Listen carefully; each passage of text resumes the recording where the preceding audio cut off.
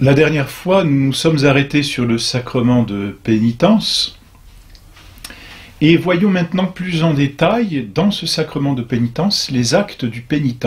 Nous avions dit que la matière du sacrement de pénitence, ce sont les péchés commis après le baptême, et particulièrement les péchés mortels, ceux qui ôtent la vie de l'âme. Il faut ajouter que la matière prochaine du sacrement de pénitence, ce sont les 3 actes du pénitent.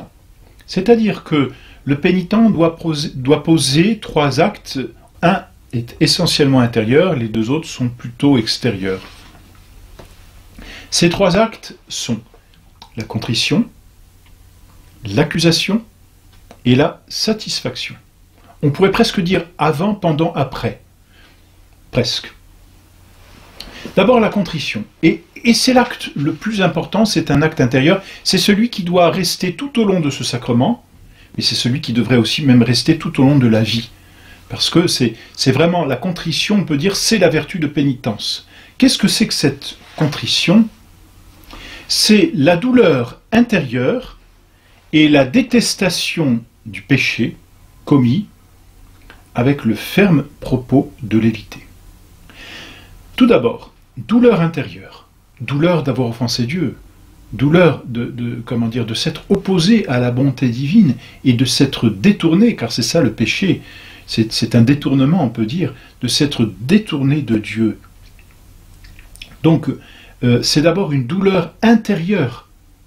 Il ne suffit pas de pleurer extérieurement, il faut intérieurement dans son cœur être broyé. Et pour ça, on peut bien sûr réciter le Confiteor, la prière « Je confesse à Dieu », mais on peut relire, avant de se confesser, c'est une bonne chose, le psaume 50, « Miserere ».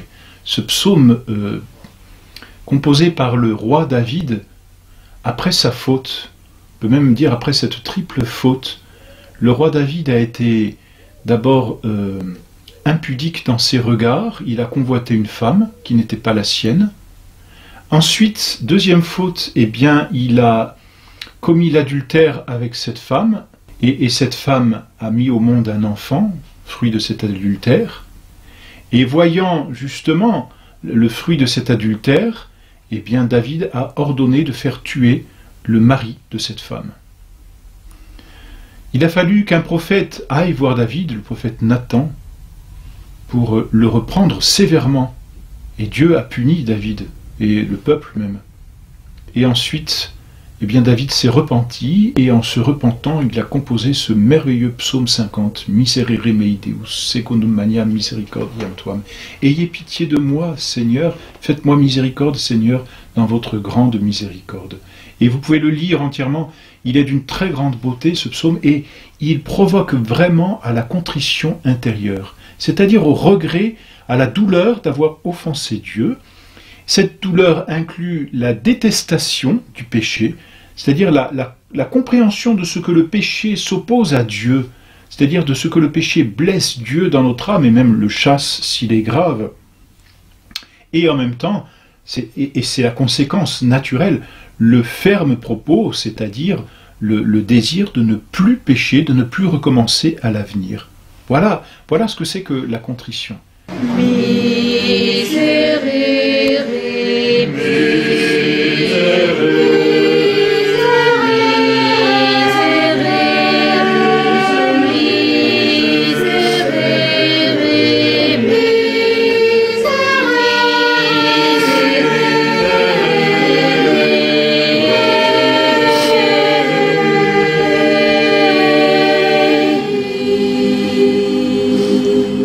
La personne qui se présenterait à ce tribunal et n'aurait pas la contrition, cette personne ne peut pas recevoir l'absolution de ses péchés. Comment Dieu peut-il pardonner un péché qui n'est pas regretté? Ne pas regretter un péché, c'est ne pas demander pardon. C'est tout simplement cela. Alors le bon Dieu ne peut pas donner son pardon. Si la personne dit « non, je ne le regrette pas », ça veut dire « je ne demande pas pardon ». Si la personne dit « non, je ne veux pas changer »,« non, je continuerai à pécher »,« non, je veux rester dans ce péché », mais elle manifeste par là que ce péché, elle l'aime, et donc elle ne le déteste pas. Si elle ne le déteste pas, elle n'a pas le désir d'obtenir le pardon du péché. Elle n'a pas la contrition. Donc une personne qui n'a pas la contrition ne peut pas recevoir l'absolution, et c'est tragique. Voilà pourquoi cette contrition doit être travaillée non seulement au moment de la confession, c'est-à-dire au moment où le pénitent vient pour accuser ses péchés, mais ensuite elle doit être travaillée tout au long de sa vie, justement, pour que la confession soit plus facile et que l'absolution puisse être encore, je dirais, plus généreuse. Parce que, n'oubliez pas, la remise de la peine due au péché, la peine temporelle, est liée au degré de contrition. Plus la contrition est grande, plus elle est travaillée, et c'est aussi le but des examens de conscience du soir, plus la peine temporelle des péchés est remise. Voyez ? On distingue deux sortes de contrition, une contrition parfaite et une contrition imparfaite. Il est difficile de savoir quand est-ce qu'on a la contrition parfaite. Enfin, la contrition imparfaite, c'est celle qui nous fait regretter le péché, au moins à cause des peines et de l'enfer, justement, liés à ce péché. C'est un peu comme l'enfant, si vous voulez, qui regrette sa bêtise parce qu'il se fait châtier par son père, quoi. C'est un regret qui est sincère, il ne veut pas être châtié. C'est pas un regret qui est parfait. C'est imparfait, mais c'est suffisant. Le bon Dieu se contente de cette contrition qu'on appelle l'attrition, contrition imparfaite, la crainte de l'enfer. Ça suffit. Et vous savez combien notre Seigneur a parlé de l'enfer sur cette terre, quand dans ces 3 ans de prédication, le mot enfer est un des mots qui revient le plus souvent dans l'Évangile. Il a menacé souvent de l'enfer. Mais c'est une bonne chose, nous savons bien. La menace permet aussi aux enfants de rester dans le droit chemin. Le bon Dieu connaît notre psychologie, il la respecte d'une certaine façon, donc en nous menaçant de l'enfer, qui n'est pas une vaine menace d'ailleurs, le bon Dieu nous pousse à l'attrition, c'est-à-dire à la contrition imparfaite. Et c'est suffisant. La personne qui dit « je ne veux pas aller en enfer », ça lui suffit. Ça lui suffit pour pouvoir aller se confesser. La crainte de l'enfer est bonne. La crainte, dit l'Écriture, est le début de la sagesse, et tant mieux. En revanche, la contrition parfaite, c'est cet élan, c'est cette, disons, douleur de l'âme qui naît du déplaisir d'avoir offensé Dieu, c'est-à-dire qui naît de l'amour que l'on a pour Dieu. Et voyez, plus on aime une personne, plus on est attristé de l'offenser, et plus même on fait d'efforts pour ne pas l'offenser. Dans l'amour, voyez, dans l'amour d'une personne, ce qui manifeste la contrition, c'est l'amour que l'on a pour cette personne. C'est pas tellement de l'avoir, comment dire, enfin d'être châtié ou d'en recevoir un châtiment, c'est de voir cette personne contristée. Un homme qui aime sa mère ne supportera pas de la voir triste. Et donc, il ne supportera pas lui-même de causer de la tristesse à sa mère. Pourquoi? Parce que ça lui est insupportable. Il a trop d'affection, trop d'amour pour elle, voyez. Eh bien, pour Dieu, c'est la même chose. Plus on aime Dieu, plus on s'attriste de voir qu'il est offensé. Et plus on s'attriste de l'offenser, par amour pour lui. C'est ce que l'on appelle la contrition parfaite. Alors, c'est sûr, c'est la meilleure contrition. Difficile de savoir dans quelle mesure on l'a. La contrition parfaite, à elle seule, suffit à remettre les péchés, mais nécessite quand même la confession. Voilà, premier acte donc du pénitent, la contrition. Un acte extrêmement important, je dirais le plus important, un acte qui doit être continu et non pas simplement ponctuel, qui doit être travaillé tout au long de sa vie, c'est-à-dire même quand on ne se confesse pas, ça fait partie de la vertu même de pénitence que les bénédictins appellent la vertu de componction, cette habitude de s'attrister du péché. Ça ne veut pas dire que le chrétien est un homme triste en permanence, mais il garde au plus profond de lui-même cette tristesse de ne pas offenser Dieu, ou cette tristesse plutôt que le péché est une offense à Dieu.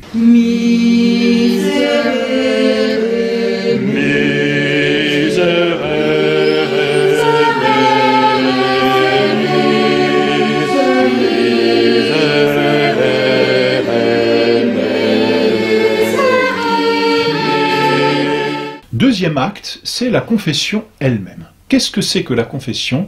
C'est l'accusation de ses péchés faite au prêtre pour recevoir l'absolution. Accusation de ses péchés faite au prêtre. Alors, le pénitent va se présenter au prêtre. Il s'agenouille et il dit « Bénissez-moi mon Père, parce que j'ai péché » ou « Bénissez-moi mon Père pour que j'accuse bien mes péchés ». Le prêtre lui donne une bénédiction qui va donner des grâces au pénitent de bien accuser ses péchés. Et ensuite, il peut réciter le Confiteor s'il n'y a pas trop de monde qui attend après, mais ensuite, il dit ses péchés. Il y a des feuilles d'examen de conscience qui sont très bien faites, dans lesquelles les péchés sont énumérés, que l'on peut comment dire, consulter. Il faut bien sûr préparer sa confession. Mais le fidèle doit accuser tous ses péchés, au moins tous les péchés mortels. C'est la matière nécessaire du sacrement. Les péchés mortels, il doit les accuser de façon sobre, sans jamais dénoncer d'autres personnes, c'est entendu. On n'accuse que ses péchés, pas les péchés des autres. Par contre, ils doivent être dits sincèrement, avec humilité, en toute vérité, et il faut en préciser le nombre pour les péchés mortels. Celui, par exemple, qui aurait commis des actes contre la vertu de chasteté, doit en donner le nombre, ou la fréquence s'il est incapable d'en donner le nombre. Celui qui n'a pas assisté volontairement à la messe doit en donner le nombre. Celui qui a commis un meurtre ou des meurtres doit en donner le nombre aussi. Pour les péchés graves, il faut en donner le nombre. On peut, et on doit, c'est bien, mais on peut accuser ces péchés véniels aussi. Il est inutile de rentrer dans les détails, ni dans toutes les circonstances. S'il venait à manquer l'une ou l'autre circonstance nécessaire à la confession, le prêtre poserait la question pour être éclairé. Mais il est inutile de rentrer dans un bavardage. La confession doit être sobre, rapide, mais en même temps claire. C'est-à-dire dire le péché, que le péché et pas plus. Inutile de raconter en même temps toutes les circonstances de la vie, inutile aussi de mettre en cause d'autres personnes, inutile de s'excuser, et l'idéal quand on se confesse, c'est de dire à chaque fois « mon Père », car c'est au prêtre que l'on s'adresse, qui est le représentant de Dieu, mais on dit « mon Père » et non pas « mon Dieu ». « Mon Père, je m'accuse d'avoir commis tel péché ». C'est la façon la plus sobre, mais la plus belle et la plus efficace d'accuser ces péchés. On ne s'excuse pas. Je m'accuse d'avoir commis tel péché. Voilà, si l'on ne trouve pas de matière pour se confesser, on peut accuser des péchés passés, toujours commis après le baptême, hein, mais on peut accuser des péchés passés qui ont déjà été pardonnés. C'est possible et le prêtre peut donner l'absolution. Il faut tout dire. S'il y a un péché délicat, difficile, pénible, et cela peut arriver, il faut le dire tout simplement au prêtre, mon Père, il y a un péché que je n'arrive pas à dire ou dont j'aimerais m'ouvrir, et le prêtre posera les questions, aidera autant que possible avec délicatesse l'âme à s'en ouvrir. C'est un soulagement, n'est-ce pas? Mais il faut le dire. Cacher volontairement un péché grave en confession, c'est s'exposer tout simplement à un sacrilège, c'est-à-dire à rendre invalide la confession. Et, merveille de l'Église, le prêtre est tenu au plus grand secret. C'est-à-dire que jusqu'au péril même de sa vie, il doit tenir ce secret de façon absolue. Jamais le prêtre ne pourra dévoiler ce qu'il a entendu en confession. Il tient là la place de Dieu. C'est-à-dire que ce qu'il sait en confession, il le sait, peut-on dire, de science divine et non pas de science humaine. Le prêtre ne peut pas utiliser ce secret de confession. Jamais le prêtre ne peut juger une personne en dehors de la confession à partir de ce qu'il a entendu en confession. Donc là encore, l'Église est bonne avec toutes ces garanties qu'elle met.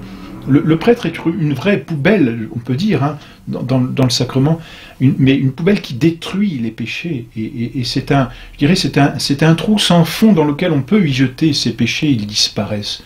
Donc voilà, même si c'est toujours délicat de s'adresser à un prêtre, pour certaines personnes, un prêtre beaucoup plus jeune, parce qu'il vient d'être ordonné, il est prêtre. Il est prêtre et il est un trou sans fond dans lequel on peut y mettre tous ses péchés. Le bon Dieu donne l'absolution à travers ce prêtre. Voilà, donc le pénitent fait sa confession, c'est-à-dire l'accusation de ses péchés, en donnant l'espèce du péché, le nombre.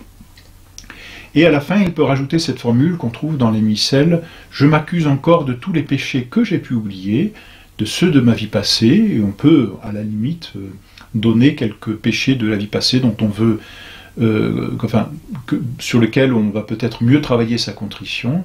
« J'en demande pardon à Dieu et à vous, mon Père, pénitence et absolution, si vous m'en jugez digne. » Le prêtre ensuite fait un petit mot d'encouragement, peut-être aide à prendre une bonne résolution, donne un avertissement, donne quelques conseils aussi, parfois est obligé de s'assurer que la contrition est bien là, donc il doit poser des questions.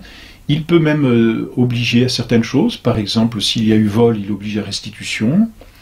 S'il y a eu état de péché, il s'assure que la personne n'est plus dans un état de péché. Si la personne vivait en concubinage, le prêtre doit s'assurer qu'il n'y a plus concubinage.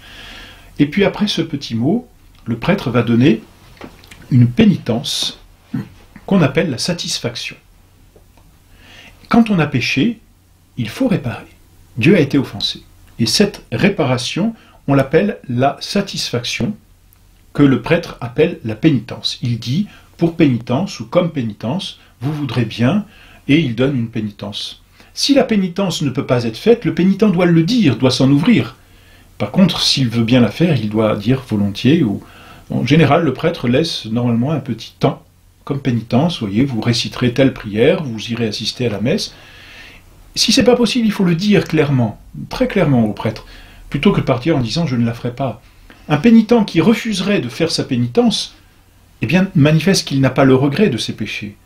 Par contre, un pénitent qui ne peut pas faire sa pénitence, là doit le dire pour que cette pénitence, le prêtre bien la commue, la change, voilà. Et puis, c'est la dernière œuvre du pénitent. Le prêtre donne l'absolution, pendant ce temps, le pénitent récite l'acte de contrition, vous voyez, pour garder cette vertu de contrition tout au long de ce sacrement, et puis à la fin, le prêtre dit « allez en paix ». La pénitence doit être faite le plus vite possible, si possible juste après. Quam primum, disent les moralistes, c'est-à-dire aussitôt, dès que c'est possible. Si c'est une prière, elle peut être faite aussitôt dans l'église ou dans une église, peu importe, ou chez soi tout simplement. Si c'est une pénitence un peu plus lourde, bon, elle peut être répartie. S'il y a un doute, il faut en parler au prêtre sans difficulté, n'est-ce pas? La pénitence vient alléger et, je dirais, aider à effacer la dette temporelle que nous avons contractée due à nos péchés. Voilà donc pour ce sacrement de pénitence, voilà comment le pénitent doit poser ces trois actes de contrition, accusation et satisfaction.